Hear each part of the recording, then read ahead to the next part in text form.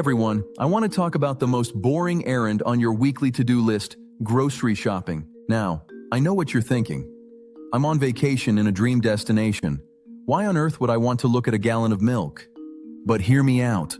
Grocery store tourism is officially the biggest travel flex of 2026. I first stumbled into this on a quick trip to Portland. I was exhausted, the restaurant wait times were an hour long, and I just wanted to eat. I ducked into a local market, found some local sharp cheddar, and these tiny, bright orange kumquats.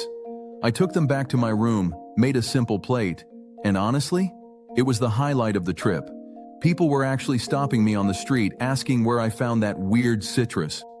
Today, I'm breaking down why 77% of us are now hitting the supermarkets instead of the tourist traps, and how you can use this trend to see more of the world for way less cash. We're calling them supermarket safaris. It's a market-first itinerary. Instead of a museum being your morning anchor, it's the local grocery store. Now, how is this different from a food tour? Traditional culinary tourism is a performance. You've got a guide, a reservation, and Instagram-ready plating. Grocery store tourism is quiet. It's borrowing a routine. It's seeing what a dad in Rome buys for his kids' school lunch, or what a salaryman in Tokyo grabs for a 10 p.m. dinner. The 2026 Hilton report says 48% of us are cooking on holiday now. Why? Because food is the ultimate money sink. If you can swap just one restaurant meal a day for a market find, you aren't just saving pennies, you're funding your next flight. Here is the smart splurge. Buy your coffee, fruit, and pastries at the market. That $40 you save over 3 days? That's your ticket to a Michelin-star dinner on Friday night. Let's talk about why your feed is full of people filming what I found at 7-Eleven in Bangkok. TikTok has over 50 million posts on this right now. Why? Because it's real. People are tired of the over-edited perfect meal. They want to see the weird snack labels, the price checks, and the only here flavors. If you're a creator or just want to share with friends, try 5 things I only found here, or a blind taste test of local chips. But a quick etiquette warning. This is important.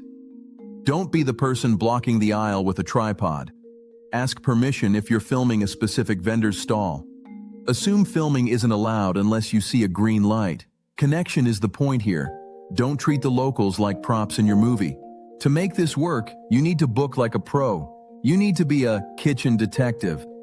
I always look for a neighborhood stay that puts me within a 10-minute walk of both a supermarket for staples and a local market for the vibes. Don't get fooled by the word kitchenette. I've seen listings call a microwave on top of a mini fridge a kitchenette. You need to look for 3 things. 1. A real cooktop. Even 2 burners are enough. 2. The fridge test. Is it a wine cooler or a fridge that can hold a carton of eggs and some veggies? 3. Photos of gear. Zoom in. Are there actual pans, a cutting board, a knife that looks like it could actually cut a tomato? Pro tip. Message the host before you book. Ask, is the stove fully functional and are there pots and plates provided? It takes 10 seconds and saves you from a week of eating cereal out of a coffee mug. So, what should you buy and cook? You're on vacation. Don't spend 3 hours over a stove. Think assembly, not cookery. For breakfasts, local yogurt, a loaf of fresh bread, and a jar of regional jam. Simple, cheap, and tastes like the place you're in. For the one-pan dinner, sauté some local greens, a protein like a rotisserie chicken or local sausages, and toss in some pasta. For the museum lunch, skip the $18 museum sandwich. Build a snack box with regional cheese, cured meats, and seasonal fruit. And safety first, check the fridge temperature when you arrive.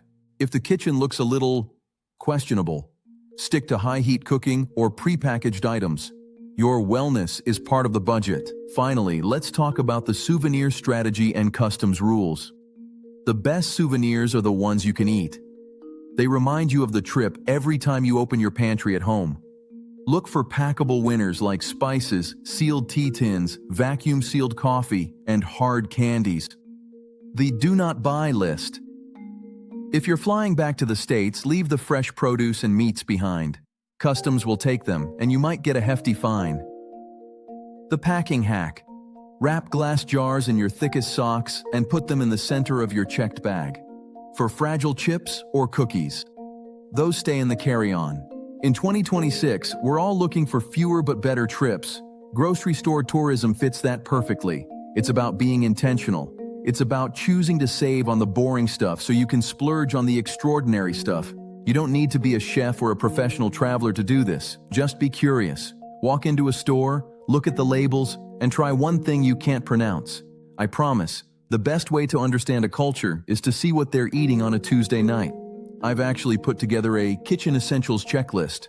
The 5 tiny things I always pack, like a foldable knife and a reusable bag, to make this lifestyle easy. Stay frugal, stay curious. I'll see you in the aisles.